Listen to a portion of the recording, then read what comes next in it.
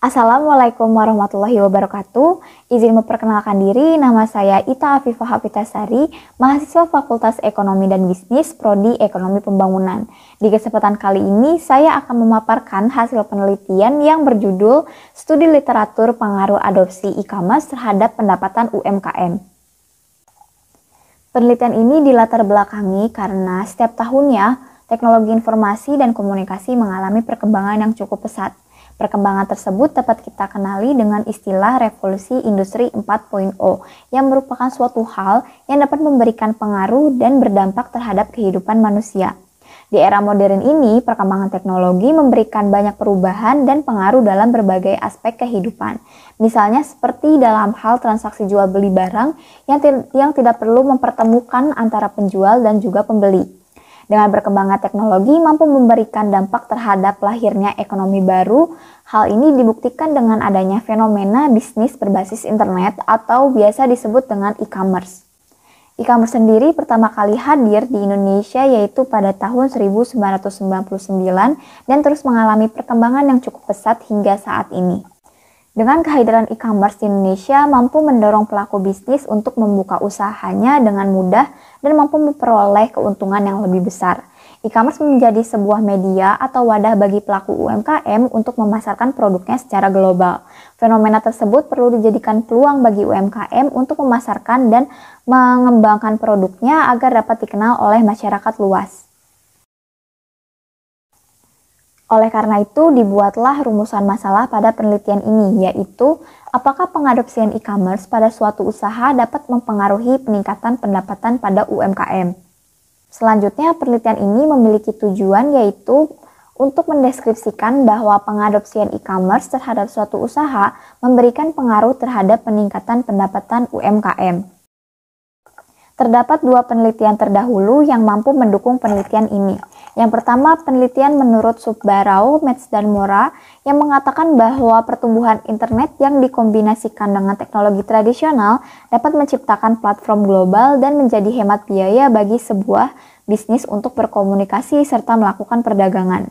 Kemudian ada penelitian menurut Sediki dan Sirang yang mengatakan bahwa e-commerce merupakan sarana atau media bagi UKM untuk menyalurkan usahanya agar dapat dikenal oleh masyarakat luas. Hal ini menunjukkan bahwa e-commerce dapat memberikan berbagai manfaat terhadap keberlangsungan UMKM untuk meningkatkan perkembangan usahanya. Penelitian ini menggunakan jenis penelitian kualitatif dengan menggunakan metode penelitian kepustakaan. Data yang diperoleh bersumber dari literatur yang relevan seperti artikel jurnal ilmiah yang bersumber dari Scholar, Paris, dan lain sebagainya. Setelah memperoleh data, maka dilakukan teknik analisis berupa metode analisis isi. Menurut penelitian Juwita, UMKM memiliki peranan penting bagi pembangunan ekonomi dan kontribusi ekonomi daerah. UMKM telah memberikan kontributor seperti membantu meningkatkan produktivitas, menciptakan lapangan pekerjaan, dan meningkatkan kualitas hidup masyarakat. Selain itu juga, UMKM memiliki peranan penting bagi produk domestik bruto. UMKM telah memberikan kontribusi terhadap produk domestik bruto di Indonesia. Menurut Kementerian Koperasi dan Usaha Kecil dan Menengah, pada bulan Maret tahun 2021, jumlah UMKM di tanah air telah mencapai 60,2 juta dengan kontribusi terhadap produk domestik bruto sebesar 61,07% atau senilai 8.573,89 triliun. UMKM juga dinilai telah menyerap tenaga kerja sebanyak 117 juta pekerja. Beberapa pihak seperti pemerintah dan lembaga swasta sangat semangat dalam mendorong pertumbuhan UMKM dengan membuat berbagai program pembinaan dan pendampingan usaha. UMKM di Indonesia selalu mengalami peningkatan setiap tahunnya. Ditambah lagi dengan adanya kehadiran e-commerce telah mendorong peningkatan jumlah anggota online shop yang membuat nilai transaksi e-commerce di Indonesia mengalami peningkatan yang signifikan. Di tahun 2018, nilai transaksi e-commerce mencapai 105,6 triliun rupiah dan mengalami peningkatan setiap tahunnya seperti pada tahun 2020 yang mencapai 266,3 triliun rupiah. Jadi, tujuan utama dari kehadiran e-commerce memang sebagai wadah atau media bagi pelaku usaha seperti UMKM untuk memasarkan dan mengembangkan produknya. Oleh karena itu, peluang tersebut perlu dimanfaatkan dengan baik dan benar guna memperluas akses pasar, membuat lapangan pekerjaan, serta memberikan pengaruh yang positif bagi sektor pendukung bisnis e-commerce lainnya.